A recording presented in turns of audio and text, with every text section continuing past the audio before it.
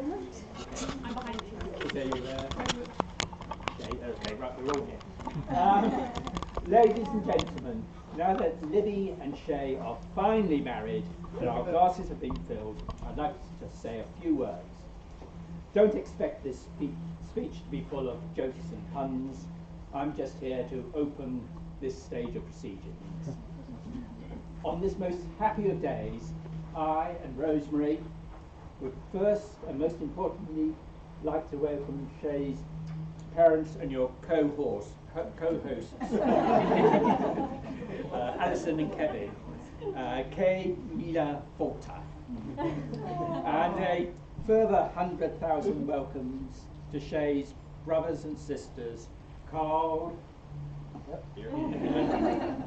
Lucy, and Fanula,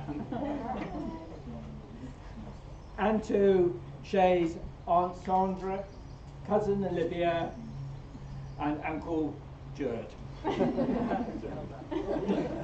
who are here representing the very many members of the Casey and O'Hagan families who sadly cannot be here in person, but I'm sure are here in spirit.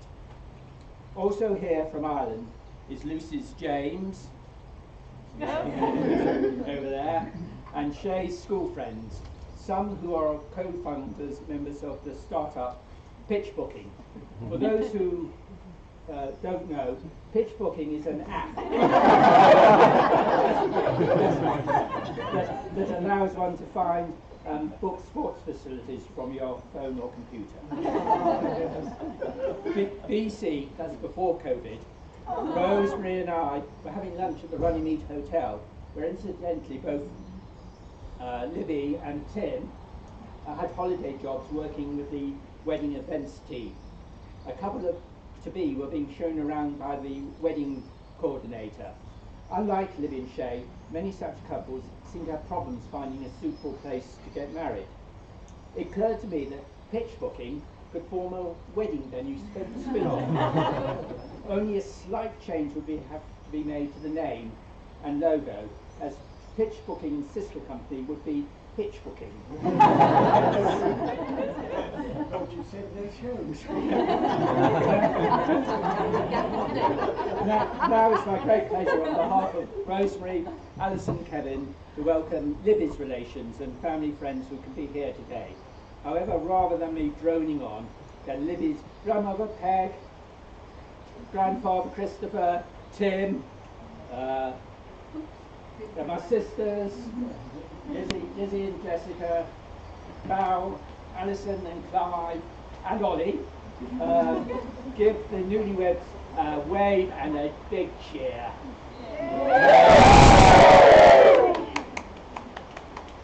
Now it's the turn of the bridesmaids who know Libby through Playbox, the Marist, Charterhouse, UCL, to make some noise for the beautiful, gorgeous bride and a handsome, dashing groom.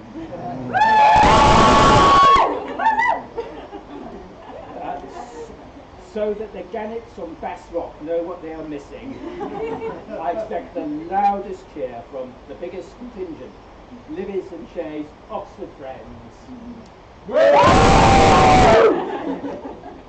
You might wonder why Libby chose to study medicine at a relatively obscure college on the northern fringes of the city.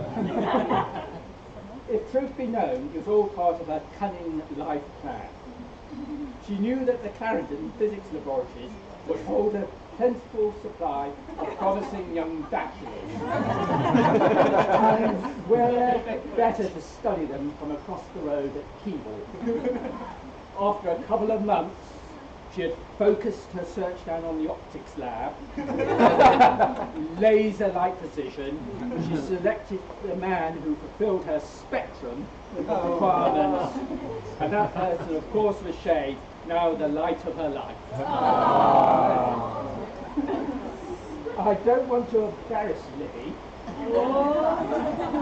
but everyone knows that as well as being beautiful and clever, she is competitive and always a good sport. Kind and considerate in both word and action.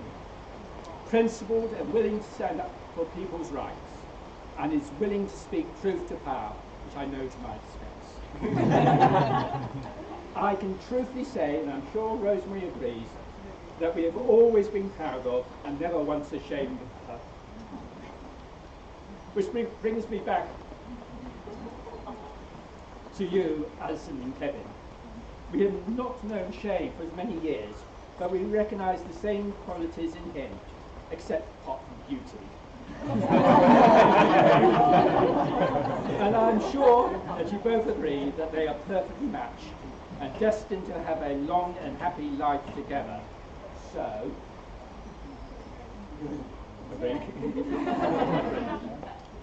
ladies and gentlemen, please raise your glasses and join us in toasting the bride and groom. To Libby and Shea. Give me a top. To Libby and Shea, may you have a long and happy life together. Slauncher.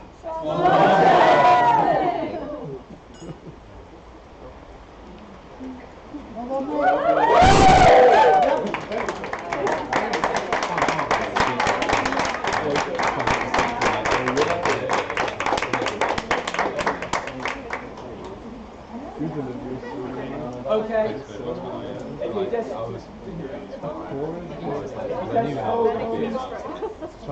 the mother of the groom, Alison, would like to say a few words.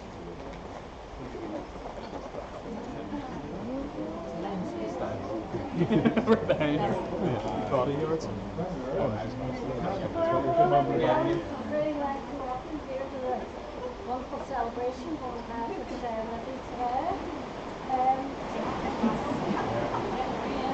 There have been many occasions, probably too many hard to remember, where Shea has excelled and made us proud from the Gael pit and academically. When we left Lurgan to go to Oxford, we all kind of knew we were probably settling in. Since Shea moved to Oxford, we visited on many occasions. During our holiday in the summer of 2015, we were helping Shea drop off his belongings at his storage. On the way into the building, there was a large crowd of students, and one in particular, a bubbly, capacious, blonde-haired girl, stood out from the crowd. Shea gravitated towards his bag, and I, being the typical Irish woman, picked my ears up to eavesdrop on the conversation. I heard the same girl ask, "Are you coming to the barbecue tonight?" Now, I recall it had been quite a few hectic days, and Shea had been complaining about how tired he was and was really looking forward to an early night. So the next day when we met Shea, he looked very, very tired, and I thought, "Did you not sleep well?" Shea had said, well, it had transpired that Shea had actually gone to the barbecue despite his exhaustion. So a few months later, there was no surprise when Shea told us he had met someone whom he liked very much. To which I replied, "Was it the lovely wee blonde-haired girl I was speaking with at Oxford?" Shea turned to me with a look of surprise and says, "How did you know that?" I was told that mothers should know everything. Well, here today in Oxford, it makes me think of horse racing. Well, horse racing comes gambling. Now, I myself, unlike the male members of my family, am not a gambling person, but I would safely bet my life savings, which isn't a lot, unfortunately, on a wee flutter that Shea and Libby will have a long, happy life. Rosemary, Nick, Kevin, and myself have recently celebrated wedding anniversaries, and between us, we have combined total of 65 happy years of marriage. I hope Speak for yourself.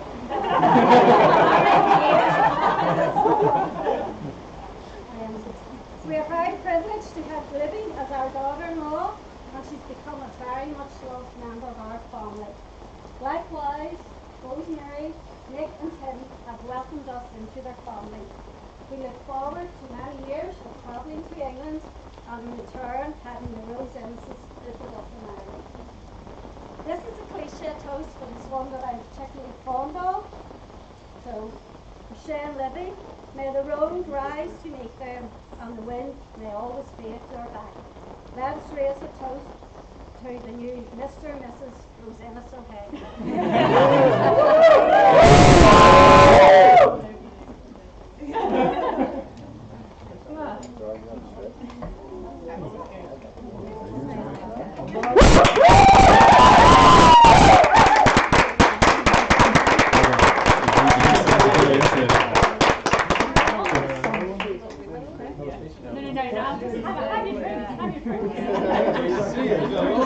How's it going? Yeah, I can't. It's been a while since we shared a wall. You're right, we shared a wall. I lived in Libby's house for a while. Also, let's turn this off. If there was a guy, I wouldn't want to share.